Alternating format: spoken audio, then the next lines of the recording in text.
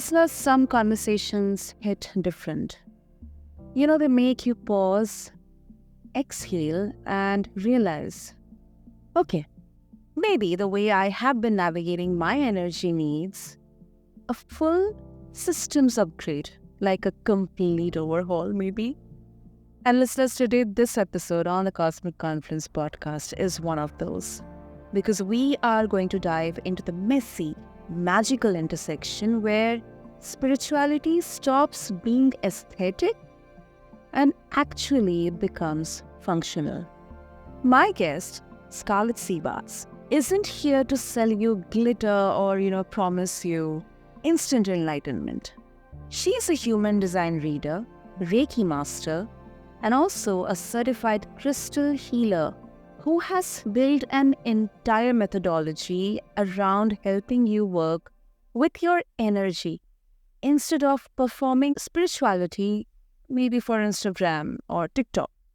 She created Astral Reiki, which works on the actual astral plane.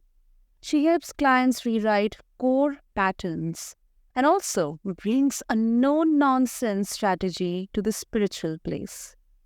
So if you have been, longing for a conversation that is honest, grounded, and still it is cosmic enough to make you question what is really possible, listeners, you landed in the right room. So let's all get into it. And Scarlett, welcome to Cosmic Confluence, and it is such an honor to have you here with us. Oh my gosh, thank you so much for having me. It's an honor to be here. Super. Okay, Scarlett, I hope our listeners will have the same questions here, but personally, I am also kind of fascinated, especially by Astral and Reiki. But before we try to understand, how exactly Astral Reiki works, what exactly are these astral planes, Are these like some kind of projections of the human conscious or subconscious? I mean, what exactly are they? So that's a really complicated question. And yes, it is to a degree that is true. The astral plane is full of the projections of human consciousness. That is absolutely where it lives. But, it's also full of the projections of every other consciousness, like ever. So it's not just about us. It's about the rock that's outside. And it's about, the other species on different planets. So it's more than just us. That's a very important, kind of misconception that you have actually busted, because until now, I have personally always associated astral with, something which is only related to human. But I think it is some... So now Astral Reiki, it operates beyond the physical body. So if you can, help us, visualize, or maybe, just clear, explain, what is actually happening in that space, when you're working with someone. So there tend to be a lot of things that are happening in this space. If you're asking, what a typical session generally looks like for me, then it starts out with, we both sit, we talk, we set our intentions, and then I'll put on a little bit of music, close my eyes, and then leave my body via astral projection, head over to where the client is, and then conduct life force energy through my astral body instead of my physical body. And from there, it's really the sky's the limit. There's so many different things that can go on in a session. One of the first things I always do is check to see if my client has any astral parasites and get those removed, because they suck the light right out of your body. And check and make sure that, any of the chakras need attention, because, everybody's chakras always need some amount of attention. Clear out any stuck energy, help fill those with light, because most people's chakras are very light depleted.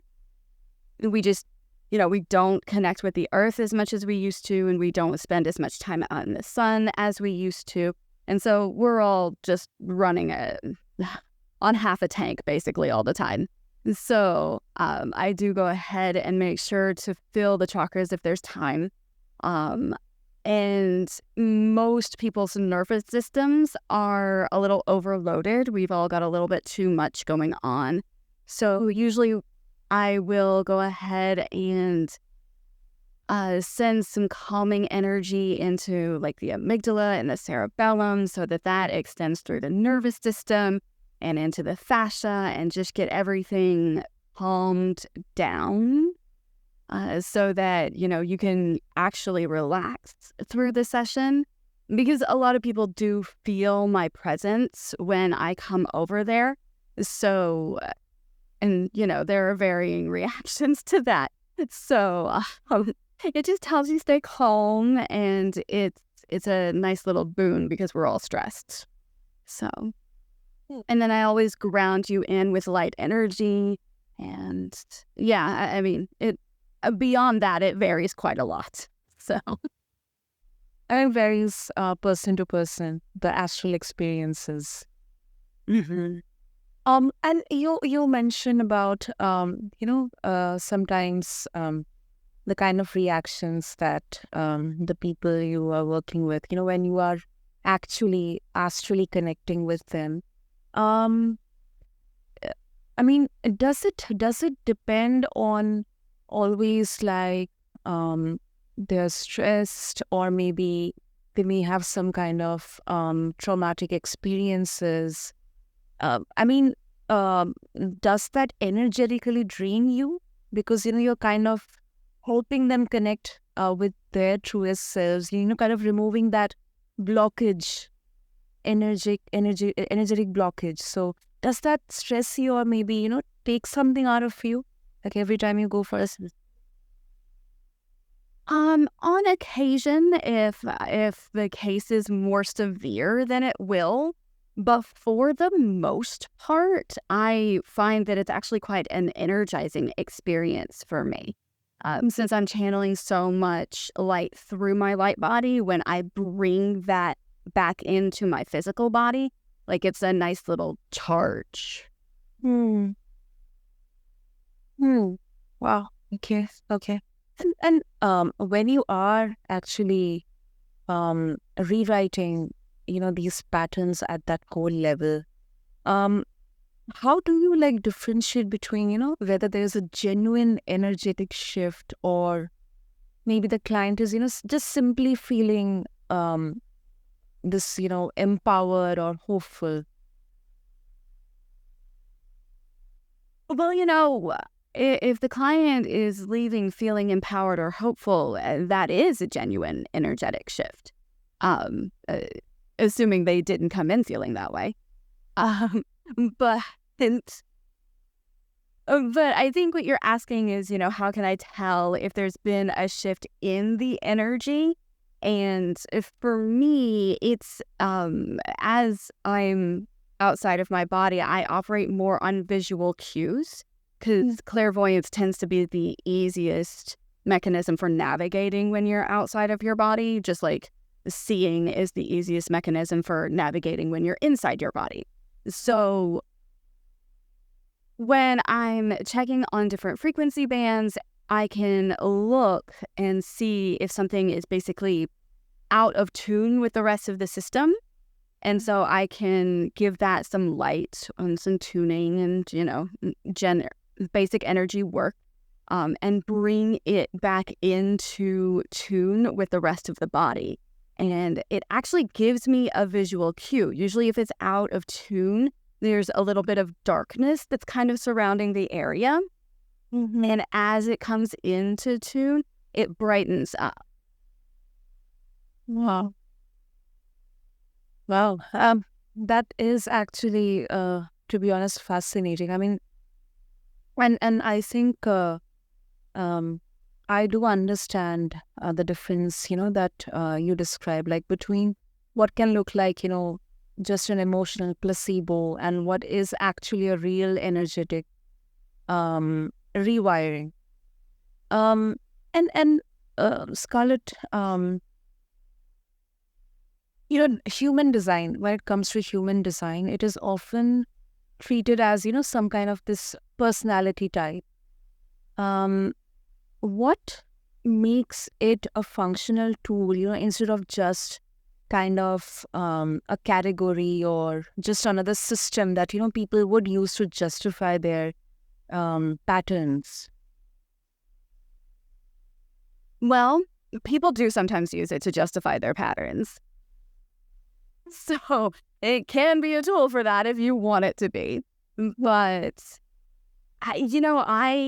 I've never thought of human design as a personality type. I know that people use it like it is, but to me, like looking at it, it has helped me so much figure out how my actual body functions and how the energetics of my body function, and to work with the function of my body has just opened up so many doors as far as accessing more energy and, really accessing just greater prosperity. And I don't just mean like money, but like just abundance in life, like abundance in health and abundance and getting to be myself.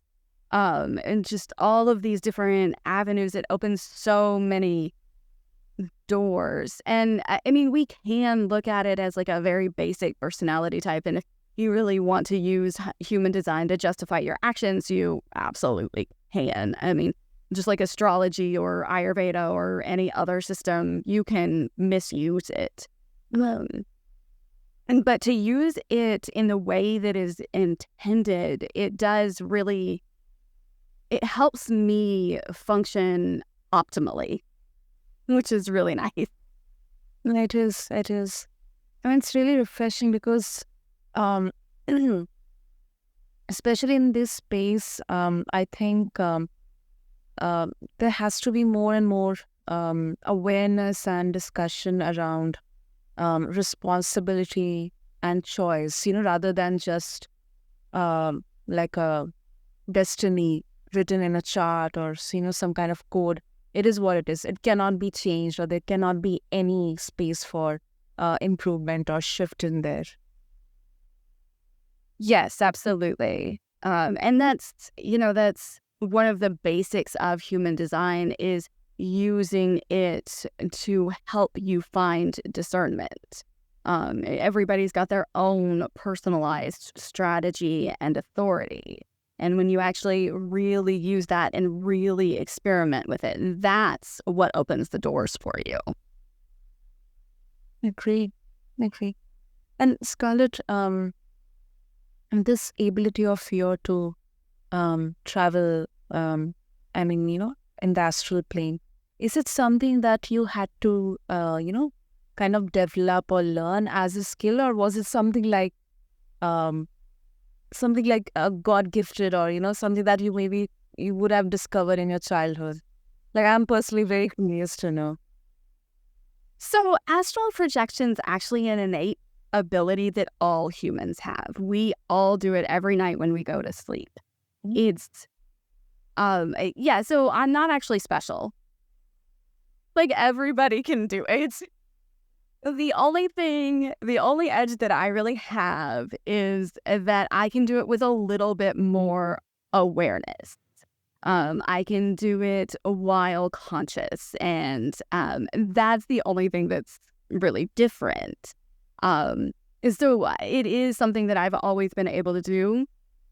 I spent a lot of time as a child very tired, and so I think it kind of came naturally as like this way to be able to escape my body and be able to move more easily through life. It's a great disassociation technique. Highly recommend it. Not really. Don't do that. But that is kind of where it emanated from. And it's, some of us don't have the best childhoods ever, and it is great for dissociation. And that's really where I kind of learned how to do it in childhood. And growing up.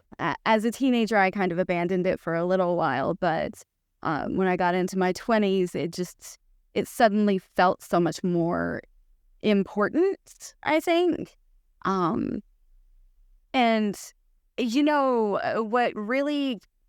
what I really had to learn as far as astral projection goes, and what I am consistently learning more and more of as I get deeper into Astral Reiki, is protection. And, I actually think that's the main thing holding people back from astral projection, is because it's not like inherently safe. There's several books out there on astral projection, and they generally take one of two takes. And that is that astral projection is completely safe and nothing bad will ever happen to you if you do it, and everything's rainbows and sunshine. Or astral projection is actually just another form of the underworld and something's going to try to kill you. Wow. And neither one of these is true or false. Astral projection and the astral realm, it's really not that different than here. There's stuff that you need to do to protect yourself. If you go drive in a car, you're going to put on your seatbelt, so if you crash, you won't die, probably. It's the same thing with astral projection. Anytime you want to do it, you always need to have protection. And that's the main reason that most people can't, is because they don't know they need to protect themselves. And so they get scared and they stay in their bodies. Wow. That is, I think this is something, how do you protect yourself, because it is like, it is something that is intangible, and is it like an energetic protection that, kind of a shield that you have to build around yourself? Yes. And you can do this in a myriad of ways. I actually do it in several ways whenever I practice. And so one of the first things that I always do is I have a crystal grid that I keep around me to make sure that my body is protected while I'm astral projecting or doing Astral Reiki. And that very much consists of quite a lot of black tourmaline. So that's like your first layer, protect your physical body. Your second layer is going to be more energetic, and that you can do however you like, quite frankly. If you want to call on your ancestors to protect you, or if you want to call on your spirit guides, or if you want to call on Archangel Michael's a really popular one here. It's whatever kind of energetic archetype that you like to use that you feel gives you protection, that's what you want to use. And I don't know, maybe this question is a right one, or maybe would be like a stupid one, but is it possible that during these astral projections, keeping aside whatever popularly people would assess or imagine about the negative energies, but is it possible that you are kind of prone to encounter negative energies, which maybe latching on to like a healthy body or maybe soul, just to suck in energy from them, something like that? Are you talking about me specifically or people in general? About you specifically. So, sort of. I think in the work that I do, whenever I'm doing Astral Reiki, it varies somewhat. I do have some clients who are definitely prone to picking up negative energetic entities in the astral realm. And then I have some clients who aren't. I have some that are a little bit more spiritually advanced, and, they're higher vibrational. And so I do different stuff. So it varies. In my own travels, I don't come across that kind of thing nearly as much as I used to. as I raise my own vibration and as I have my own protection, I find that it happens less. Hmm. No, that is actually practical, because there can be a lot of um, misconceptions around this. And you say you work best with people who are actually ready to step into their, authority, or who are ready to kind of, get that homecoming. So, what's a telltale sign, someone thinks that they are ready, but could be that, they really isn't ready. So I find the people who think that they're ready but aren't actually ready are looking for a guru. And so they will look to me, or they will look to other people to tell them what to do. Mm-hmm. And they think they're stepping into their spirituality, but what they're really doing is just following another leader. Yes. I really like that answer. I love that. And I think it is very, very, I agree, absolutely, personally, because it's just like, you're completely surrendering yourself to someone else who may not even have an idea, even an iota of an idea that, what you have been through, what exactly you are looking for. It is you who knows that, what exactly you're looking for. But just that, someone needs to like guide, or, mentor, or maybe just show the direction. Right. And, there's nothing wrong with wanting a mentor. There's nothing wrong with wanting a guide. It's just when you defer like every aspect of your spiritual life or your regular life to that person, and you look to that person for that person to tell you what to do. That's when you're really just spiritually codependent on your leader, and you're not using your own discernment. And that's when you really know that you're kind of ready for that next step. Because, we all start out looking up to a guru. There's very few people who are ready to just like dive right in and figure it all out themselves and trust their own discernment from the get-go. So I completely understand the beginner mindset. It's just, I'm not great at the beginner mindset. I'm not great at being a guru for other people. I'm very, very big on, okay, this is what I think, but I really need you to use your own discernment where this is concerned. This is my perspective on this issue, but you also need to figure out your own perspective and what your own truth is. So, yeah, it's not a hand-holding environment. Yeah, absolutely, Scarlett. And I think it may sound a bit, not exactly harsh, but I think it's a very pragmatic thing, because, the readiness isn't about being perfect or completely being surrendered. I think it's about that willingness. So, why I 100% agree with you, Scarlett, on this. And you bridge intuitive insight, with actionable strategy. So what's the most common energetic pattern you see that, blocks people from clarity? And what's the first practical step, that they can take to shift it? So I find a lot of the people that find me, everybody always has the same problems, and we all kind of attract each other. So it's whoever finds me is usually about 3 steps behind where I am.